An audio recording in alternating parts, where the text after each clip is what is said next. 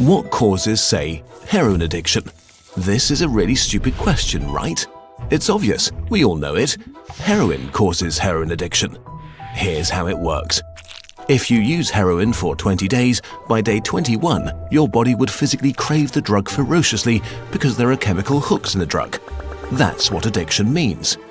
But there's a catch. Almost everything we think we know about addiction is wrong.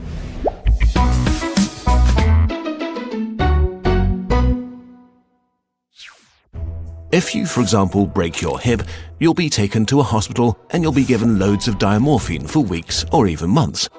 Diamorphine is heroin. It's in fact much stronger heroin than any addict can get on the street because it's not contaminated by all the stuff drug dealers dilute it with.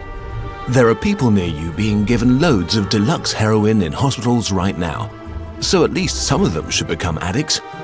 But this has been closely studied. It doesn't happen. Your grandmother wasn't turned into a junkie by her hip replacement. Why is that? Our current theory of addiction comes in part from a series of experiments that were carried out earlier in the 20th century. The experiment is simple. You take a rat and put it in a cage with 2 water bottles. One is just water, the other is water laced with heroin or cocaine. Almost every time you run this experiment, the rat will become obsessed with the drugged water and keep coming back for more and more until it kills itself. But in the 1970s, Bruce Alexander, a professor of psychology, noticed something odd about this experiment. The rat is put in the cage all alone. It has nothing to do but take the drugs. What would happen, he wondered, if we tried this differently? So he built Rat Park, which is basically heaven for rats. It's a lush cage where the rats would have colored balls, tunnels to scamper down, plenty of friends to play with, and they could have loads of sex. Everything a rat about town could want. And they would have the drugged water and the normal water bottles. But here's the fascinating thing. In Rat Park, rats hardly ever use the drugged water. None of them ever use it compulsively. None of them ever overdose. But maybe this is a quirk of rats, right? Well, helpfully, there was a human experiment along the same lines, the Vietnam War. 20% of American troops in Vietnam were using a lot of heroin.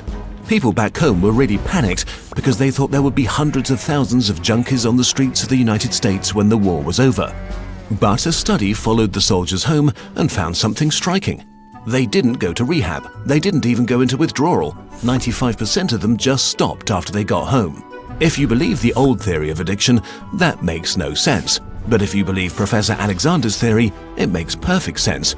Because if you're put into a horrific jungle in a foreign country where you don't want to be, and you could be forced to kill or die at any moment, doing heroin is a great way to spend your time. But if you go back to your nice home with your friends and your family, it's the equivalent of being taken out of that first cage and put into a human rat park. It's not the chemicals, it's your cage. We need to think about addiction differently. Human beings have an innate need to bond and connect. When we are happy and healthy, we will bond with the people around us. But when we can't, because we're traumatized, isolated, or beaten down by life, we will bond with something that gives us some sense of relief.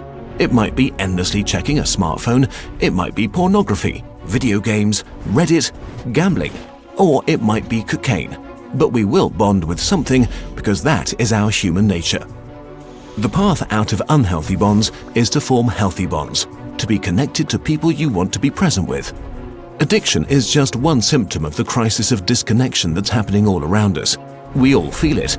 Since the 1950s, the average number of close friends an American has been steadily declining. At the same time, the amount of floor space in their homes has been steadily increasing. To choose floor space over friends, to choose stuff over connection.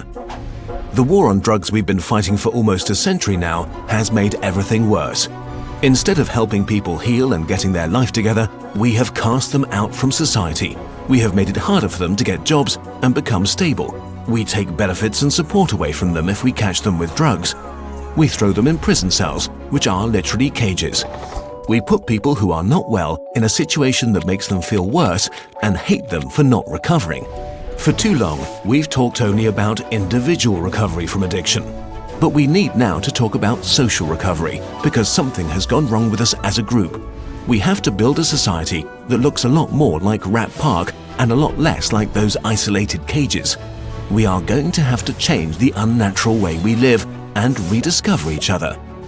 The opposite of addiction is not sobriety.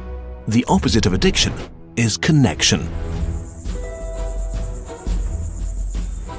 This video is a collaboration with Johann Hari, the author of the book Chasing the Scream: The First and Last Days of the War on Drugs.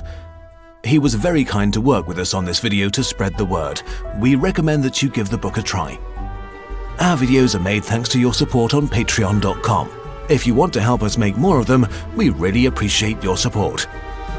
We made an interactive version of this video together with some friends. See the link in the description.